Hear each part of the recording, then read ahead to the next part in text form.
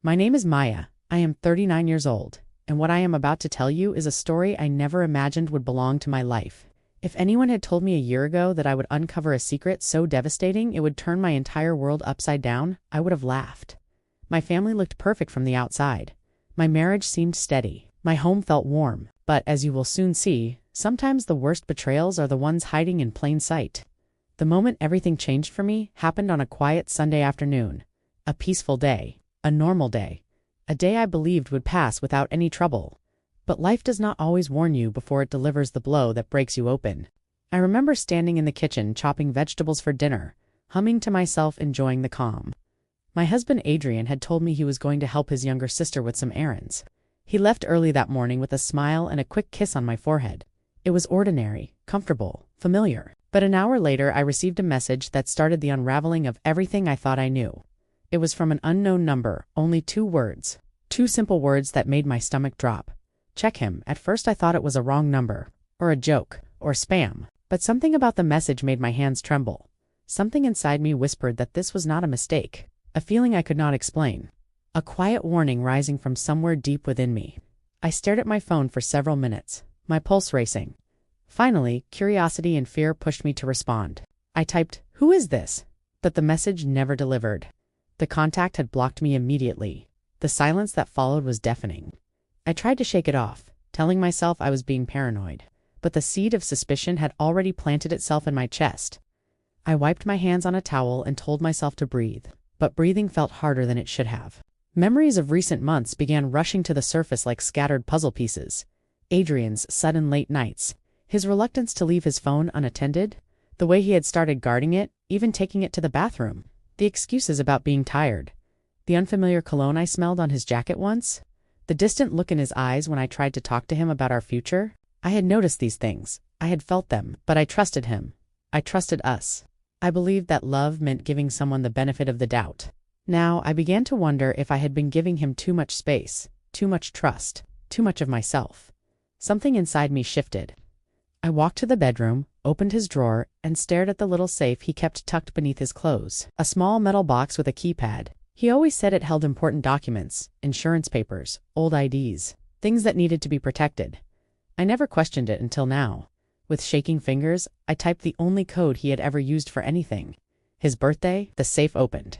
Inside, instead of documents, instead of IDs, instead of anything I expected, I found a stack of handwritten letters tied with a thin red ribbon. There were at least 20 of them. My breath caught as I lifted the bundle out of the safe. The ribbon slid between my fingers like something fragile and forbidden. I untied it, hands trembling, and unfolded the first letter. It was not written by Adrian. It was written to him. The handwriting was elegant, looping, unmistakably feminine. The words inside made my vision blur. "My love, thank you for yesterday. I miss you already." My knees weakened. The room tilted. My heart cracked with a pain so sharp I pressed a hand to my chest. I read the rest of the letter, then another, and another. Each one filled with affection, memories, promises, plans. There were dates written on them. One as recent as 3 days ago. Everything inside me fell apart. My husband had a secret. A whole hidden world built outside the life we shared. A world written in ink. A world stored in a safe he never thought I would open. A world that revealed a truth my heart was not prepared to carry. I sank to the floor with the letters scattered around me like broken pieces of my marriage. Tears blurred my vision. My breath trembled. My hands shook uncontrollably. I whispered his name again and again, as if speaking it would make this nightmare fade. But it did not fade. It sharpened. The person I trusted more than anyone else on this earth had been living a lie. Before I take you deeper into this story, tell me where you are watching from, and ask yourself something. Have you ever discovered a truth that shattered you in an instant? Because this was only the beginning of the storm that would tear through my life? Before the letters, before the message from that unknown number, before the floor dropped beneath my feet, my life with Adrian felt steady, familiar, predictable in ways that gave me comfort. When people looked at us, they saw a couple who understood each other without speaking. A couple who had built a quiet life rooted in tenderness. A couple who had survived storms together and grown closer because of it. They saw a dream. What they did not see was the truth. I met Adrian when I was 24. I had just moved into a new apartment and was struggling to assemble a bookshelf I had bought on sale. I was surrounded by wooden pieces and screws that refused to fit. Then I heard a calm voice behind me say, "Looks like you're fighting a losing battle." I turned around and saw him standing there, holding a bag of groceries, smiling with an ease that felt disarming. He lived in the same building on the floor above mine.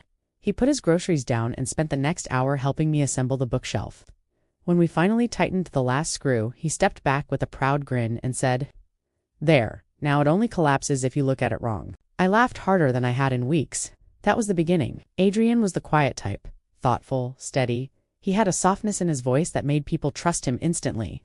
He worked as a paramedic, a job that demanded both strength and compassion. I admired him deeply for that. I admired the way he spoke about helping people, the way he carried responsibility, the way he listened when I talked about my day, even when I rambled. We started dating a few weeks later. It felt natural, easy. Like breathing, we moved in together after 2 years. We married after 4. Our wedding was small, intimate. White roses, soft music. A moment that felt like the beginning of a life I had dreamed of since childhood, and life continued exactly how I imagined it. We had rituals. Small rituals that stitched our days together like invisible threads. Every morning, Adrian made coffee before leaving for work. He always placed my cup on the right side of the kitchen counter because he knew that was the first spot I walked to after waking up. Sometimes he left a little note beneath the cup. Not every day, just enough to make me feel seen. Every evening, I waited for him to come home. Some nights he was exhausted from back-to-back emergency calls. Some nights he looked energized, but he always kissed my cheek before doing anything else. It was a quiet gesture, but it became the anchor of my days. On Sundays, we cooked together. He chopped vegetables while I prepared the marinade for whatever we planned to grill. He played old jazz music from the tiny speaker we bought during our first trip together. We danced between the stove and the fridge, laughing when we bumped into each other. Those were the moments I cherished most. The life we built looked ideal, but the cracks began long before I noticed them. It started with his schedule. Paramedics do not have predictable hours, so I never questioned his late shifts. I trusted the rotation schedule more than I trusted my own instincts. When he started coming home later and later, I told myself he was simply overwhelmed. When he said he needed to stay back to finish reports, I believed him. When he began showering first thing after arriving home, sometimes avoiding even a kiss on the cheek, I convinced myself he was just tired. Then came the emotional distance. It did not arrive suddenly. It arrived quietly. He stopped asking about my day. He stopped sharing details about He stopped reaching for my hand while watching movies. He stopped laughing at the little inside jokes we had built over the years. I felt the shift like a cold breeze sneaking through a cracked window. Not strong enough to confront, but impossible to ignore. I asked him gently if everything was all right. He always said yes, with a tired smile that felt like a mask stretched too tightly across his face. Sometimes he held me tightly at night. Sometimes he turned away. Sometimes he was present. Sometimes he felt impossibly far. I told myself it was the stress of his job. I told myself I needed to be patient. I told myself marriage had seasons. I never imagined there was another reason. One evening, about 8 months before I found the letters, I remember watching him from across the living room. He was sitting on the couch, staring at his phone with a soft expression I had not seen in months. Not for me, not for anything involving our life. When I walked closer, he immediately locked the screen and set the phone aside. That moment stayed with me. I tried to dismiss it, but a seed of doubt took root. Our friends noticed too. One night at dinner, my close friend Leah pulled me aside and asked if Adrian was okay. She said he seemed distant, distracted. She said he barely spoke during the meal. I brushed it off with the same excuses I used to soothe myself. He's tired. He's been working long hours. He's stressed. I said those words so often they began to taste like truth. Looking back now, I can see the signs clearly. The quiet late-night messages. The urgent calls. He stepped outside to answer. The new cologne he had never worn before. The way he flinched when I touched his phone. The nights he said he was too tired for intimacy. The way he stopped making eye contact during arguments. But at the time, I loved him too deeply to see what was right in front of me. Love can create blindness, and trust can become the very thing that betrays you. The last moment that should have warned me came just 2 weeks before everything fell apart. He hugged me in the kitchen, wrapped his arms around me, and sighed deeply against my shoulder. I asked what was wrong. He said nothing. I just needed a hug. But something about the way he held me felt wrong. It felt like a goodbye he was not ready to say out loud. And now, as I sit here remembering all these pieces, I understand something painful. The life I thought I had was already breaking long before I realized it. I just did not want to see it, because seeing it meant admitting that the man I loved was slipping away, and I was not ready to lose him. But the truth does not wait for readiness. It arrives when it wants, and it changes everything. The first signs of betrayal rarely arrive as loud warnings. They come quietly, softly, subtle enough to brush aside, but sharp enough to leave a sting if you pay attention. Looking back, I can see those signs clearly now, like scattered breadcrumbs leading me toward a truth I did not want to acknowledge. But at the time, I convinced myself everything was fine because believing in love felt easier than questioning it. The earliest sign came on a Tuesday evening. Adrian came home smelling slightly different. Not bad, not strange, just unfamiliar. A warm perfume lingered on his jacket, a scent that was sweet and floral. Nothing like the sterile scent of hospital rooms or the faint sweat of long shifts. I asked if a patient had hugged him. He laughed too quickly, too lightly, and said yes. I forced a smile, even though something inside me tightened. It was such a small thing, but sometimes small things break you open later. Then there were the late-night texts. Adrian had always been casual with his phone. He left it on countertops, on the couch, sometimes even in the bathroom. But one night, as we were watching a series together, his phone vibrated twice. He glanced at it, and his face shifted a strange mix of tension and guilt. He picked it up and turned away slightly as he read the message. Then he said it was just a coworker asking about a shift swap. But when I moved closer, he locked the screen instantly. That was the first moment I felt real fear. Not because he hid something, but because hiding something seemed to come so effortlessly to him. Another sign arrived during a heated conversation we had about household responsibilities. Adrian had been absent from our shared tasks, missing small things that once came naturally to him. Picking up groceries, washing dishes, folding laundry. I asked if something was wrong. He sighed heavily and said, I was being dramatic. The gentle man I once loved, the man who used to calm me with a single touch, suddenly snapped at me with frustration that did not align with the situation. His tone lingered in my mind long after the argument ended. One Friday night, he claimed he needed to go back to the hospital because of an emergency call. Normally, I never questioned his work, but that night his explanations felt rushed. His eyes avoided mine. When he left, he did not take his medic bag, something he never left behind when responding to real emergencies. I stood in the doorway, confused, watching his car disappear into the night. An hour later, he texted me that he would be late and not to wait up. No details, no explanation. I sat on the couch until midnight, my heart sinking deeper with every passing minute. A few days later, I found a receipt in his pant pocket while doing laundry. It was from a small cafe on the other side of town, a place we had never been together. The receipt showed 2 meals, 2 drinks, and a dessert meant for sharing. It was dated on the night he claimed he had been at the hospital. My throat tightened as I stared at it.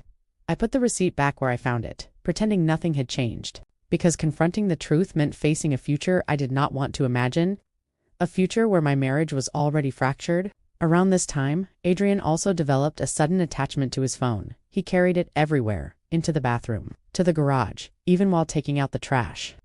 Whenever I approached him unexpectedly, he would turn the screen downward or lock it quickly. The ease with which he shielded his world from me felt like a shadow creeping through our home. My dreams became restless. I woke up in the middle of the night with my heart racing, feeling as if something terrible was happening right beneath my nose, but I had no proof. I began watching him more carefully. The way he smiled at his messages. The way he sighed after reading something. The way he grew distant during moments that once made him feel close to me. My instinct whispered louder each day. Something was wrong, very wrong, and I was losing him. Then came a moment that still haunts me. I walked into the bedroom one morning and saw him sitting on the edge of the bed, staring down at a small folded note. He quickly slipped it into his wallet when he heard me enter. I asked what it was. He said it was nothing, just an old reminder, just a scrap, just something he forgot to throw away. The way he avoided my eyes told me everything. Still, I chose to believe his lies. Because love makes you afraid of the truth, because truth threatens the world you built.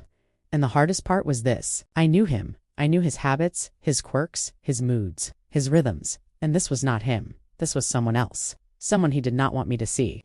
The tension between us grew like a quiet storm. Every look, every silence, every excuse, each one pulling me further away from the man I loved. But the message I received that Sunday, the one that said, check him, was the spark that lit the fire. A fire that would burn through every illusion I held, because the first signs of betrayal had already surrounded me. I just needed one push to finally open my eyes. The breaking point did not arrive with a scream. It did not arrive with a dramatic fight. It arrived in silence. A thick, suffocating silence that wrapped itself around me as I sat on the bedroom floor, surrounded by 20 handwritten letters tied with a red ribbon. My hands shook as I held them. My breath came in uneven waves. My heart felt like it was trying to claw its way out of my chest. Every line of those letters cut deeper than the last. My love, thank you for yesterday. I miss you already. The words stared back at me like a confession written in ink. A confession I never asked for. A confession Adrian never expected me to find. I kept reading, even when it hurt, even when my vision blurred with tears, even when my chest tightened so painfully I had to press a hand against it. Some letters were playful, some were intimate, some referenced places they had been. Others referenced things they had done. All of them confirmed one horrifying truth. My husband was in love with another woman. I do not know how long I sat there. Time dissolved. The edges of the room blurred into shapes that made no sense. All I knew was that my entire world had shifted in less than an hour. Everything I loved, everything I trusted, everything I believed, destroyed by a pile of paper hidden inside a safe. Eventually, something inside me snapped into focus. A painful clarity, the kind that arrives after the shock burns through you. I wiped my tears, gathered the letters, placed them back into the red ribbon, and stood up with legs that felt like they barely belonged to me. I needed answers. I needed the truth. I needed to hear it from him. I walked into the living room, still trembling. My heartbeat thundered in my ears. My vision felt strangely sharp, like the world was too bright. I picked up my phone and called Adrian. He answered immediately, sounding relaxed. "Hey, everything okay?" That single question broke me open. Everything was not okay. Nothing was okay. And he had no idea. I told him to come home immediately. My voice sounded calm, but the calmness scared even me. He hesitated, asking if something had happened. I repeated myself, sharper this time. He said he would be there in 15 minutes. I spent those 15 minutes pacing the living room like a ghost, trapped between agony and fury. I replayed every moment of the past year, every smile, every lie. Every night he said he was working late. Every morning he kissed me like a man who had nothing to hide. The door finally opened. Adrian stepped inside, looking concerned, confused, completely unaware of the storm waiting for him. He closed the door slowly, studying my face. "Maya, what's going on?" I didn't answer. I didn't need to. I placed the bundle of letters on the coffee table in front of him. His entire body froze.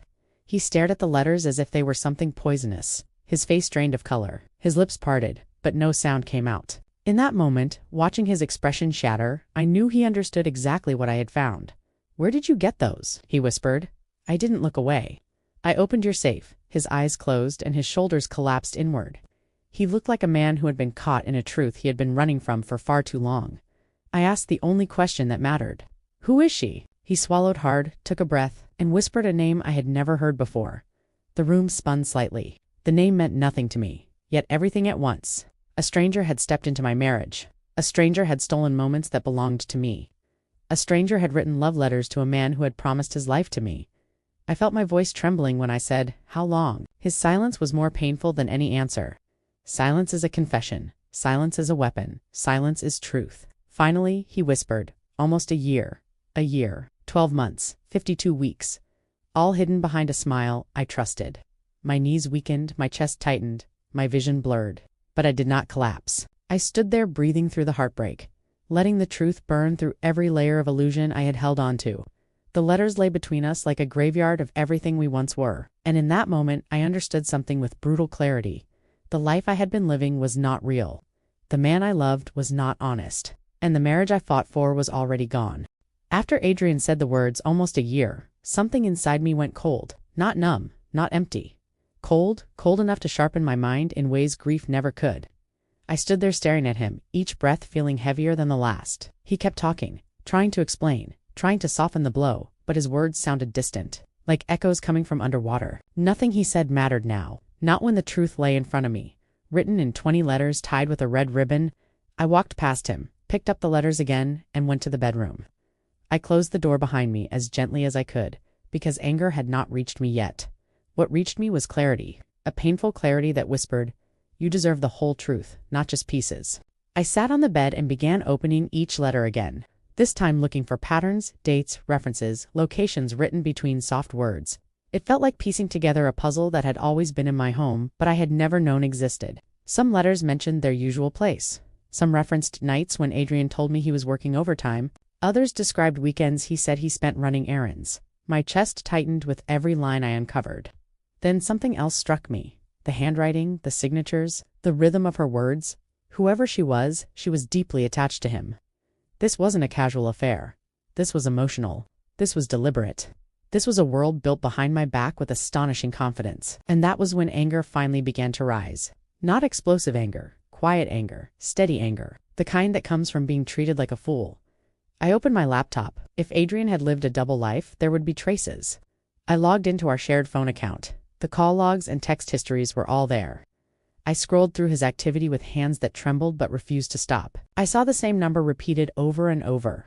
Late-night calls, early morning messages, long conversations during hours. He claimed to be exhausted or sick or busy. The number was saved under a fake name, something generic, something easily overlooked. A chill ran down my spine. I copied the number and searched it online. Nothing. No social media profiles, no business listing, no public records. Whoever she was, she either lived quietly or she hid very well. I turned next to our bank account. He rarely used our joint card for personal things, but I had a suspicion. And suspicions are rarely wrong. There they were.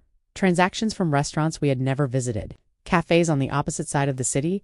Hotel bookings under his name on weekends. He told me he was stuck at work. The evidence hit me like blows, but I kept going. I clicked through transaction after transaction, charting them in a document so I could see the pattern clearly. And the pattern was unmistakable, consistent, repetitive, purposeful. This was not a mistake. This was not a moment of weakness. This was a life he had been living while sharing a bed with me. I felt something inside me harden. Next, I checked social media. Adrian never used it much, but his work account existed for communication with colleagues. His photos were sparse, but I scrolled through comments on old posts out of sheer desperation. That was when I saw it. A woman with a flower icon as her profile picture. Someone who always commented something small but affectionate. Someone who liked every one of his old posts. Someone I had never noticed. Her comments were subtle. Nothing suspicious alone, but when woven with everything else, they became clues. I clicked her profile. It was private. The profile photo showed only a hand holding a clay cup. Clay. My heart dropped. Adrian met her somewhere connected to pottery, art, creativity, all the things he once said he admired about me. Then another realization struck me. Months ago, he mentioned helping out at a small community event at an arts center. He said he volunteered for a few hours because they needed extra hands. It sounded thoughtful at the time, but now it sounded like an introduction. A seed planted. A secret beginning. I needed more than assumptions. I needed confirmation. So I did something I never thought I would do. I called a private investigator. My voice shook as I explained everything. The letters, the calls, the receipts, the messages from the unknown number, the sudden distance, the patterns. He listened patiently, asked detailed questions, then told me he would begin immediately. Affairs leave traces, he said calmly, and people who lie rarely lie carefully. Those words stayed with me. The next 72 hours were some of the longest of my life. I barely slept, barely ate, barely spoke. Every time my phone buzzed, my heart jumped. Adrian tried to call, tried to text, tried to explain. I answered none of it. I needed truth, not apologies. On the third day, the investigator called. His tone told me everything before he even began speaking. He had found her. A woman named Liana, 32. Ceramics instructor, worked at 2 community art centers. Known for her pottery workshops, ones Adrian had attended under the pretense of volunteering. They had been seen together numerous times. Not once, not twice, but regularly. The investigator had photographs to prove it. Adrian walking out of a cafe with her. Adrian with his hand on her back. Adrian picking her up in his car. Adrian holding her hand in a parking lot. And then the one that broke me completely. A photo of Adrian hugging her from behind while she shaped clay on a pottery wheel. My breath left my body. Something inside me shattered so violently I thought I might faint. They had a life together. A life built in shadows. A life built in lies. A life built on the ruins of the trust I gave him. When I finally ended the call, I sat in the quiet hotel room staring at the wall. The truth had arrived. All of it. And it was more devastating than anything I had imagined. But the devastation came with something else. Certainty. Certainty that I could no longer stay silent. Certainty that I could no longer keep living halfway inside a lie. Certainty that the confrontation ahead would change everything. Before I could confront Adrian with everything I knew, I found myself sitting alone in that quiet hotel room, surrounded by screenshots, notes, and memories that no longer felt like they belonged to my life. The investigator had confirmed what my heart already feared. The letters had exposed a world I was never meant to see. But there was another layer of truth I had to face before I could fully move forward. The truth about myself. Betrayal does not only hurt because of what someone else does to you, it hurts because it reaches back into the past and touches old wounds you thought you had buried. As I sat there staring at the wall, scenes from my childhood began to surface unexpectedly, like pieces of a story I finally realized I had been repeating. I grew up in a house where pretending was normal. My parents stayed together, but their love was something I only saw in old photos, never in real time. My mother was gentle and quiet. My father was strict and distant. They did not shout very often, they did not slam doors. They hurt each other in quieter ways, with silence, with avoidance, with secrets. When I was 10, I remember coming downstairs late one night to get a glass of water.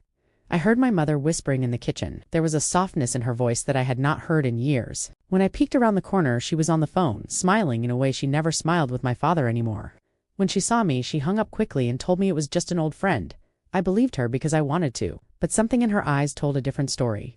Not long after that, I saw my father leaving the house, dressed unusually well for a simple work dinner. My mother asked where he was going. He said it was a meeting. His tone was flat. His gaze avoided hers completely. I watched her chest rise and fall slowly as she nodded. She did not argue, she did not question him. She simply went back to washing dishes. Even as a child, I could feel the heaviness in the air. The quiet knowing, the quiet suffering, the tension that never spoke its name. I learned early that people could live together and still carry secrets. I learned that you could see the signs and still decide to look away. Not because you were weak, but because the truth felt too dangerous, too final, too real. I saw my mother fold herself smaller and smaller just to keep the peace. She always said things like, "It is not that serious, it will pass, he is just stressed." I did not realize that I would grow up and repeat those same sentences in my own marriage. When I met Adrian, I thought I had finally escaped all of that. He was steady, caring, responsible. He listened, he showed up. He felt like the complete opposite of the men I saw growing up. Being with him felt like stepping out of a storm into a safe room. I told myself that with him there would be no secrets, no silence, no pretending.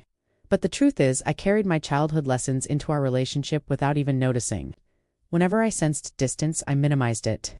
Whenever I saw red flags, I explained them away. Whenever something did not feel right, I told myself I was overreacting, because deep down I had been taught that losing someone was worse than losing myself. I thought about all the times I noticed something strange with Adrian, and chose peace over confrontation. The perfume on his clothes, the locked phone, the late nights, the unfamiliar receipts, the fatigue that felt more emotional than physical. Each time my instinct whispered that something was wrong. Each time I answered that instinct with the same phrase I heard my mother use, "It is not that serious. It will pass. He is just stressed." Sitting in that room with the full truth finally in front of me, I had to admit something painful. I was not just betrayed by Adrian, I had also betrayed myself. I had seen enough signs to know something was very wrong. I had felt distance grow like an invisible wall between us. I had swallowed my questions because I did not want to be the kind of woman who doubted her husband. I did not want to be dramatic. I did not want to be controlling. I did not want to lose him. So instead, I lost myself piece by piece. The realization made my chest ache, but it also brought a strange kind of power. For the first time, I could see my patterns clearly. I could see how much of my life had been spent trying to hold everything together, even when the foundation was already crumbling. I remembered something the investigator said on the phone. People who lie rarely lie carefully. That line echoed in my mind and then changed shape. People who ignore their own truth rarely live fully. I knew then that confronting Adrian would not just be about his affair, it would be about reclaiming my voice, my boundaries, my sense of self. It would be about breaking the pattern that began in my parents' kitchen and followed me quietly into my own home. I wiped my eyes, took a deep breath, and looked at the notes spread out on the bed. Phone logs, receipts, photos, letters. Years of love on one side, months of deceit on the other. It was time to stop living inside a story I did not write. The confrontation was no longer just necessary. It was overdue. The drive back home felt unreal, like I was watching myself from outside my body. My hands gripped the steering wheel tightly, but they still trembled. Every streetlight that passed blurred slightly through the pressure of tears I refused to shed. I had cried enough. What I needed now was clarity, strength, finality. As I approached the house, I saw Adrian's car already in the driveway. Its presence made my stomach twist. I parked slowly, stepped out, and stood still for a moment. The cold air pressed against my skin, grounding me. This was it, the moment I had been avoiding, the moment that would change everything forever. I unlocked the door and stepped inside. Adrian sat at the dining table, his elbows resting on the surface, his hands clasped together. He looked up when he heard me. His eyes were red, his expression tense. He had been crying. For a second, I felt a flicker of the old connection between us. The part of me that once rushed to comfort him, but compassion fades when truth sharpens. I walked past him and placed my bag on the counter. The silence stretched between us, heavy and suffocating. "Maya," he whispered, his voice cracking. "We need to talk." I turned slowly and faced him, not with softness, not with anger. but with the weight of everything I had learned.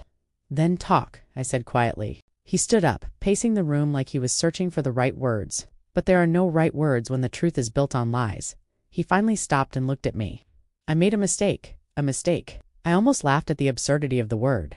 A mistake is forgetting to lock the door. A mistake is misplacing your keys. A mistake is burning dinner. A year-long affair is not a mistake. It is a decision, a repeated choice. I kept my voice steady. A mistake does not last 12 months. He flinched like he had been struck. I did not plan for any of this to happen. My jaw tightened. You planned enough to book hotel rooms. Enough to meet her behind my back. Enough to hide letters in a safe. You thought I'd never open. His face crumpled. I was confused. I did not know what I wanted. I stepped forward slightly, my words sharp but calm.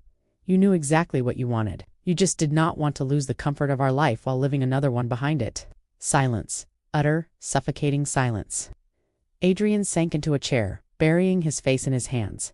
I am sorry. I swear to you, I am sorry. His sobs filled the room, but the sound no longer affected me the way it once had. I had cried enough for the both of us. I stood there watching him, realizing something painfully clear. This was not the man I married, and maybe he never was. I took out the folder I had brought with Mitha, one containing the investigator's findings. I placed it gently on the table. Adrian looked up with dread in his eyes. What is that? He asked. The truth, I replied. He hesitated before reaching for it. When he finally opened the folder and saw the photographs, he froze. His face drained of color. His lips parted, but no words came out. He shuffled through the images with trembling hands. Pictures of him with Leanna, pictures that showed affection, familiarity, intimacy, pictures that erased every lie he tried to tell. He looked up at me with terror. You followed me? No, I said calmly. You left a trail. I followed the truth. His breathing grew uneven. He whispered, Maya, please, let me explain. There is nothing left to explain, I said softly. I know where you went.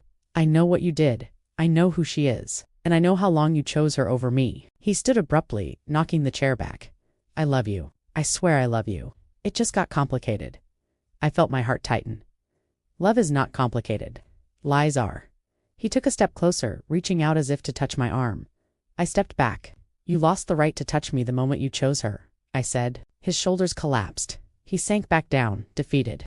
What do you want me to do? Tell me how to fix this. I felt the air leave my lungs. Fixing was no longer an option. I do not want you to do anything, I said softly. This isn't about fixing. It is about truth. It is about consequences. And it is about what I deserve. He looked up with desperate eyes. And what do you deserve? I met his gaze steadily. Honesty, respect, loyalty. You gave those to someone else. A long, trembling silence followed. Finally, I spoke the words that had been forming inside me for days. I am done, Adrian. He opened his mouth to speak, but I raised a hand gently. This conversation is over. The marriage is over. And the woman you betrayed is done sacrificing herself to protect the man who broke her. His face crumpled. He called my name again and again, but I turned toward the door.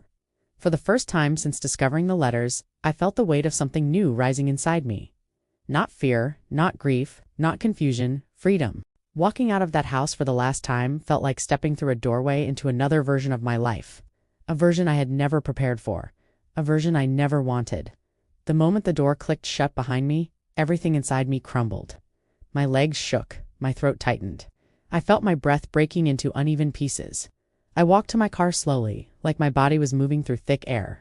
When I finally sat in the driver's seat, I gripped the steering wheel so tightly my knuckles turned white. And then the tears came. Not the soft tears I had cried before, not the ones filled with confusion and denial. These were loud, painful, collapsing tears. Tears that felt like they were dragging pieces of my heart out of me. Tears that left me trembling and gasping for air. This time, I let myself feel everything. I stayed in the car until the storm inside me quieted, until the trembles faded, until my breath steadied. Then I drove back to the hotel, the same place that had become my temporary shelter from a life I no longer recognized.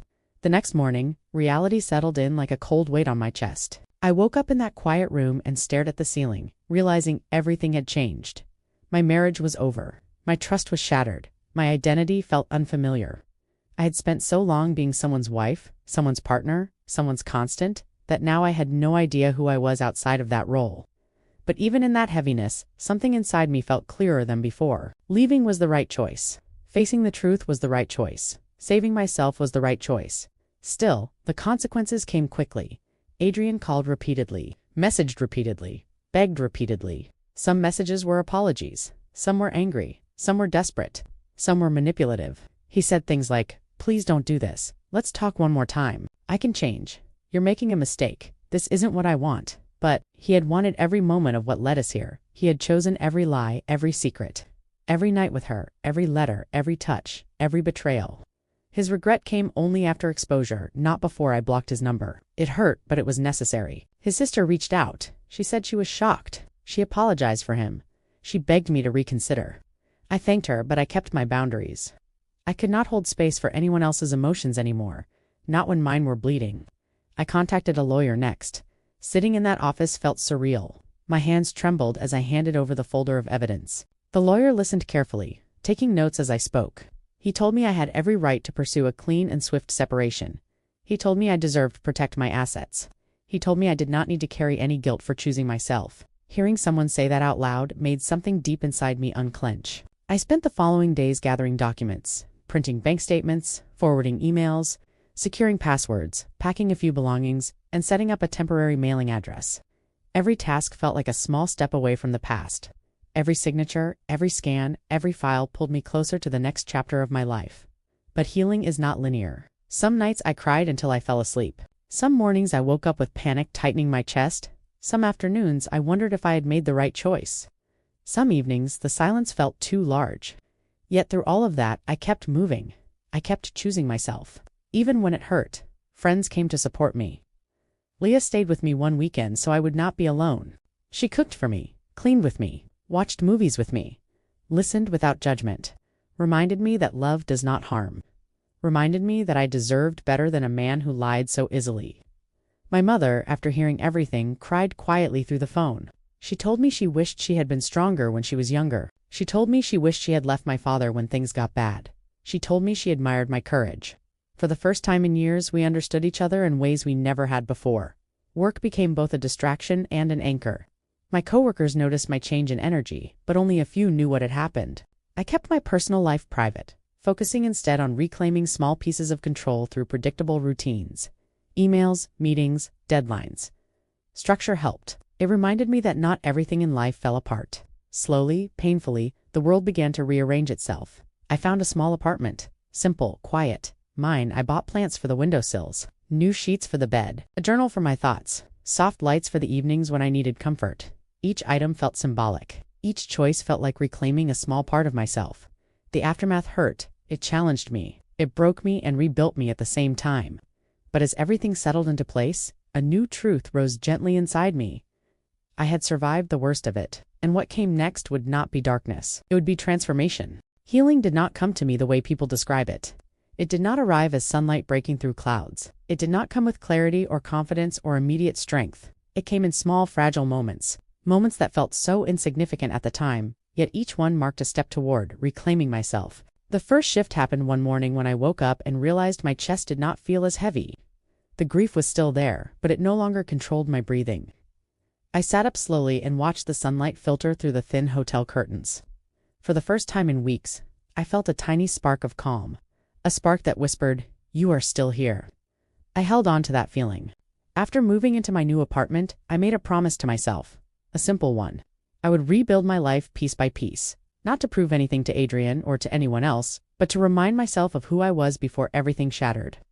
I started with small routines, waking up early, making my own coffee, opening the windows to let fresh air in, lighting a candle in the evening, journaling every night before bed. These rituals grounded me. They reminded me that life still flowed, even when my heart felt bruised. Therapy became a lifeline. My therapist helped me untangle the tightly knotted threads of my past. She helped me see that the pain I carried did not begin with Adrian. It began long before him, in the childhood home where silence took the place of honesty. She helped me understand why I had ignored so many signs, why I had chosen endurance over boundaries, why I had prioritized harmony over truth. She helped me rewrite the narrative of blame I had turned against myself. And slowly I began to forgive myself for not seeing sooner, for giving too much, for staying too long, for trusting the wrong person. Forgiving myself felt like lifting a weight I had carried since childhood. I also discovered new passions. On weekends, I explored the city alone. I visited museums, bookstores, and small cafes I never noticed before. I started painting again, something I had abandoned years ago. At first, my brush moved with hesitation, but soon the colors flowed easily. Painting became a language for emotions I could not express with words. Friends became another pillar of my transformation. Leah made sure I stayed connected to the world. She invited me to yoga classes, brunches, and late-night conversations that spilled into laughter. She reminded me that relationships could be safe, that love did not always mean pain, that companionship could be healing. I also reconnected with myself physically. I joined a women's fitness group that met in a nearby park at sunrise. The first few sessions were difficult. My body felt heavy. My mind raced. But with time, my muscles grew stronger. My breath steadied. My body became a source of power rather than a vessel for grief. Then came the moment I never expected. I walked past a mirror one morning and saw a version of myself I had not seen in years. My shoulders looked straighter. My eyes looked clearer. My expression looked calm, not tense. My reflection no longer looked like a woman defined by betrayal. It looked like someone rising. That moment stayed with me for days. It fed my confidence. It fed my hope. It fed the new identity growing inside me. Transformation is not about forgetting the past. It is about outgrowing it. I realized that Adrian no longer occupied the center of my thoughts. I no longer wondered where he was or who he was with. I no longer replayed old memories with pain. He had become a chapter, not the entire story. One evening, I stood on my balcony as the sky turned pink and gold. A soft breeze brushed against my skin. I closed my eyes and breathed deeply. And in that quiet moment, a truth settled inside me with gentle certainty. I had found myself again. The woman I lost. The woman I abandoned while trying to save a marriage that was already broken. The woman who deserved honesty. The woman who deserved peace. The woman who deserved real love. For the first time since everything collapsed, I felt grateful for the storm. Not for the pain it caused, but for the person it forged.